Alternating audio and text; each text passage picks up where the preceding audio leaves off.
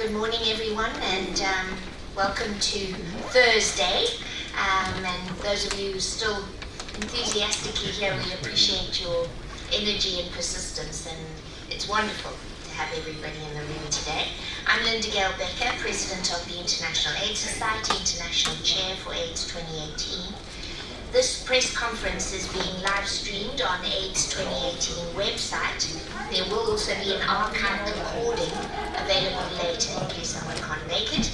But to those of you watching this morning, welcome, nice to have you.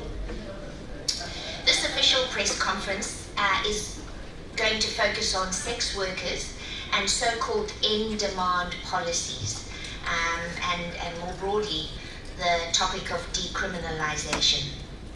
Of course, this is a topic that has attracted increasing attention, and rightly so. The impact of laws are intended to end demand for sex work.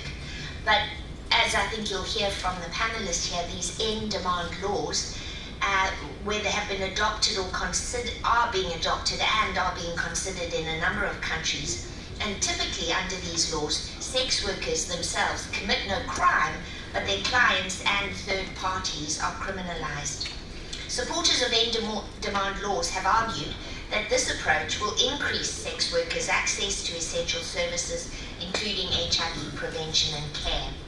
We're going to hear from two authors today that I think bring some truth and evidence to that hypothesis or statement, and I'm looking forward to hearing from them. So as of this moment, the embargo on those two studies are now lifted. So it's my great pleasure to move to our first speaker, Elena Argento of the University of British Columbia. Elena will share an analysis of a Canadian in-demand policy and its impact on sex workers' ability to access HIV care. Over to you. Thank you. So following a global wave of end-demand criminalization of sex work, which focuses and targets clients and third parties while leaving the sale of sex legal, and in the absence of any science to support this model, new end-demand legislation was implemented in Canada in late 2014, known as the Protection of Communities and Exploited Persons Act, or the PCEPA. This approach is also known as the Nordic model, based on legislation in Norway, Sweden, and other European countries, that aims to eradicate sex work by ending the demand for sexual services and conflates sex work with trafficking. The PCEPA also includes funding for sex workers only who are exiting the trade, mirroring PEPFAR's anti-prostitution pledge. This is a major concern because this approach has been shown to limit resources to support community empowerment, which is critical to preventing violence and HIV. Given there is limited evidence on the effectiveness of end-demand models, we conducted a longitudinal study to evaluate how the PCEPA impacted sex workers' access to health and sex worker-led support services pre versus post-law reform. We drew on data over 8 years from a community-based cohort of 900 cis or trans women sex workers working in street, indoor, and in the online industry across Metro Vancouver, Canada, known as Aisha. We found that after the end-demand laws were implemented, sex workers had significantly reduced access to health services and sex worker-led supports. Specifically, sex workers had 23% reduced access to sex worker-led support services, and these could include outreach, drop-in centers, and peer support after the PCEPA was implemented. Sex workers also had a 41% reduced access to health services when needed after the new laws. And there were no changes in access to HIV treatment and care for sex workers living with HIV. So our findings demonstrate that end-demand models continue to replicate and exacerbate harms to sex workers and barriers to accessing health, HIV, and community empowerment services. Our study is the first in Canada and among the first globally, alongside critical evidence from France, to examine the impact of end-demand laws on sex workers' access to health and community services. Also alongside a new call to action in the Lancet, an endorsement by numerous human rights and policy bodies such as UNAIDS, WHO, and Amnesty International, This research demonstrates the critical need to repeal end-demand criminalization and ensure political and funding investment in full decriminalization of sex work to facilitate community empowerment and ensure health and human rights of sex workers. Thank you very much, Elena. And I will just thank you for noting that I think it's also important we hold ourselves accountable. And in 2014, we launched this series on sex work and HIV at the Melbourne conference.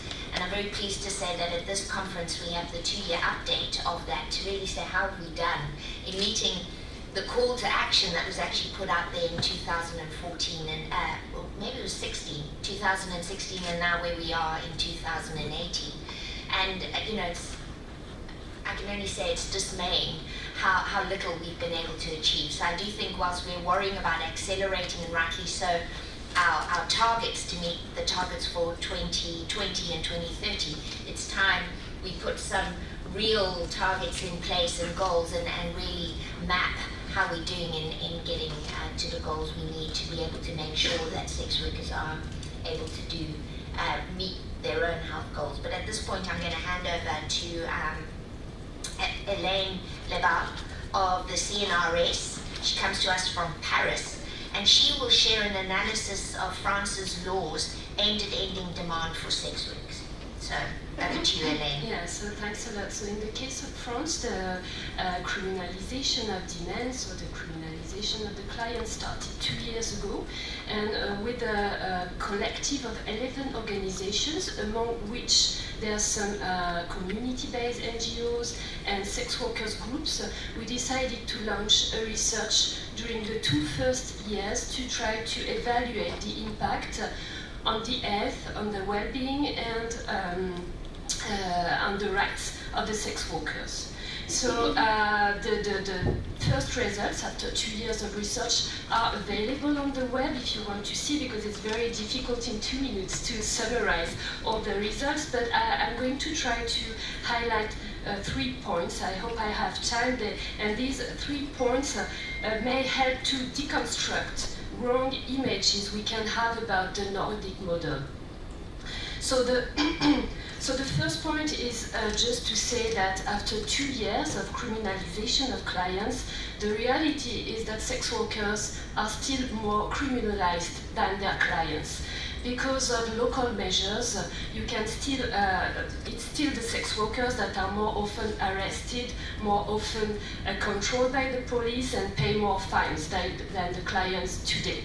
So even if we have introduced the Nordic model in France, and even if the objective of such a law is supposed to be to protect the sex workers. So the second point is that it doesn't matter if you criminalize the sex workers' practices or if you criminalize the clients, the stigma is still there. It doesn't change anything in terms of stigma. On the opposite, the survey shows very well that in the case of France, during these 2 years, stigmatization has increased. Like it is in Canada, the law also introduced what they call an exit program, so a program to support people that want to stop, not all that should stop according to the law, should stop sex work. And there's a real fear from the point of view of sex worker, a real fear that such an exit program would further stigmatize the one that don't want to stop sex work or the one that cannot stop sex work. And the last point, if I may, is that all the impact of that law, and the impact is very strong even after 2 years. It's very visible in France. It's even worse than we thought it would be before. So in terms of the fact that it's violence is increasing, working conditions are more dangerous, autonomy is decreasing for the sex worker, and all these elements are often described by the policymakers or by the prohibitionist activists as collateral damages. And the question that the sex workers have raised in the survey is, is it morally acceptable to consider this impact as just collateral damages? So this is just the 3 points I wanted to highlight. Thank you, Hélène. Appreciate that. And moving now to a fellow countrywoman. Our next speaker is Duduzi Dlamini of Swait. And Dudu will share the perspective of sex workers and other key populations on in-demand policies. Over to you. Thank you. We are in demand of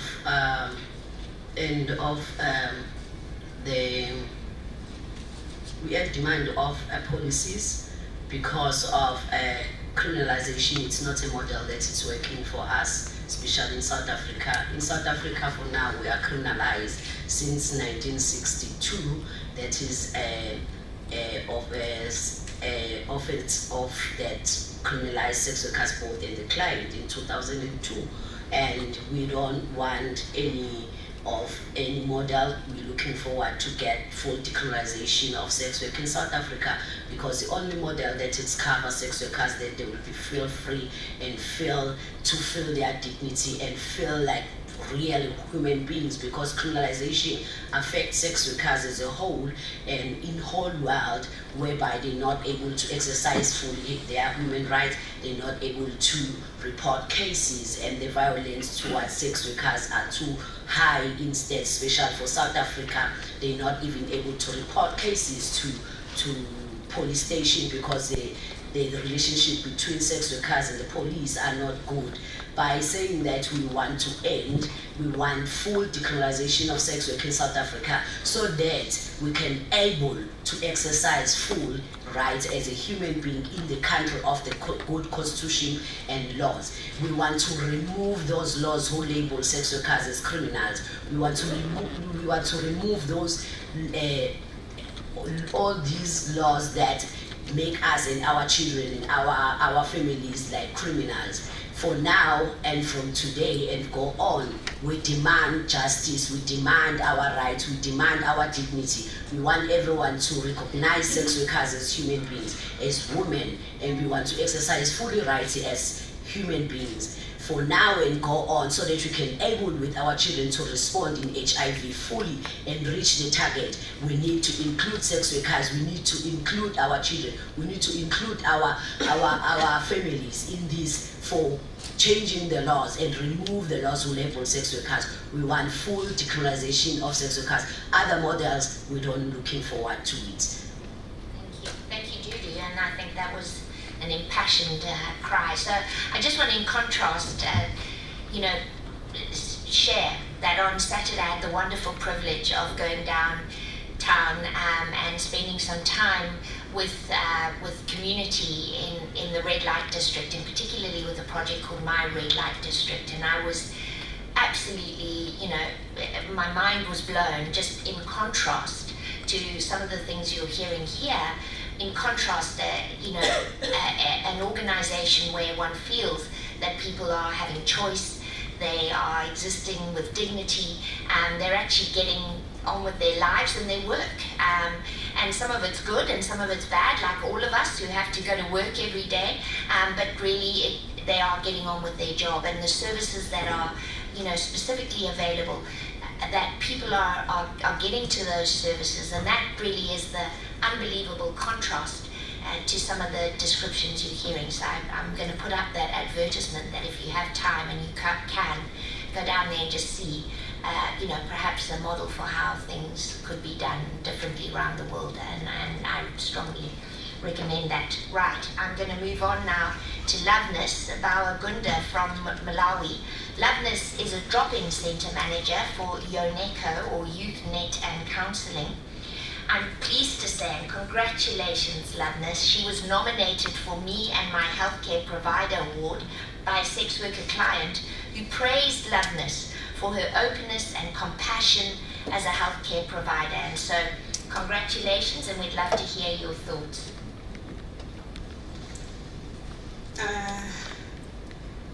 Sex working in Malawi, I'll talk on perspective of Malawi, my country. Sex working in Malawi is not allowed, but the prevalence rate for sex workers is at 62%. The prevalence rate of HIV for sex workers is at 62%, which is much higher than that of the general population, which is around 10%. 100%. But the government, everyone is still neglecting that. I'll just give some of the examples of stigma and discrimination that is happening in Malawi. Most of sex workers, they are not attended well when they go to the health facilities to assess health care services like prevention, HIV prevention and treatment. Every time they go to the health facility, they are neglected because they are sex workers. And when they go to report to the police, they are not assisted accordingly. They are just because they are sex workers. It's only because of the organization that I'm working with, YouthNet and Counseling, that fights for the minorities in the country. So if it wasn't for that, sex workers, they are very discriminated and stigmatized. There's this example, one sex worker went to the health facility to assess ARVs, and the health care provider said, I cannot assist you because you contracted the virus deliberately. And she defaulted from taking ARVs, and the viral load was very high. The moment she came to our drop-in center, we tested her, the viral load, it was very high. Then we started with the organization I'm working with, UNECO, we started sensitization of the health care providers in different health facilities. And at least some of them, they understood and take it and started providing health care services where to the sex workers. There was another one who was beaten up by the client, and the moment she reported the case to the police said, you are a sex worker, you deserve it.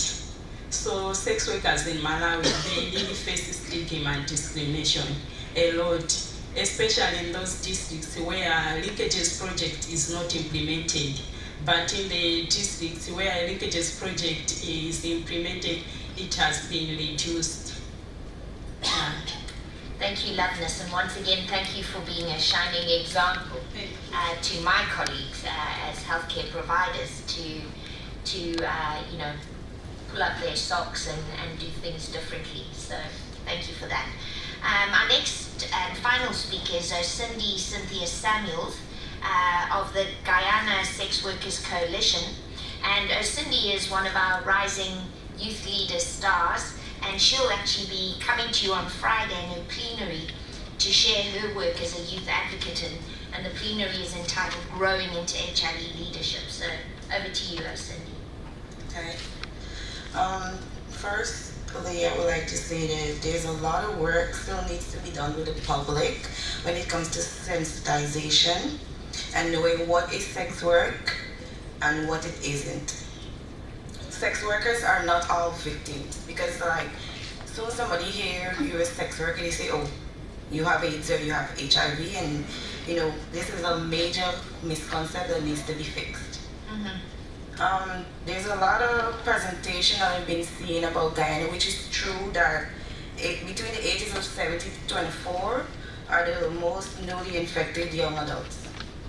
This is so because in Guyana, the age of consent is 18 years, but you cannot access. The age of consent, is 16, but you cannot access health care until you're 18 years. So by the time a young adult finishes school at 17, they're already sexually active and might not know their status because they cannot access health care. By the time we get them tested, because some of them, whether we turn a blind eye, they are young persons from the age of 15 to 17 that are in sex work, but we cannot put them in our data because they are underage.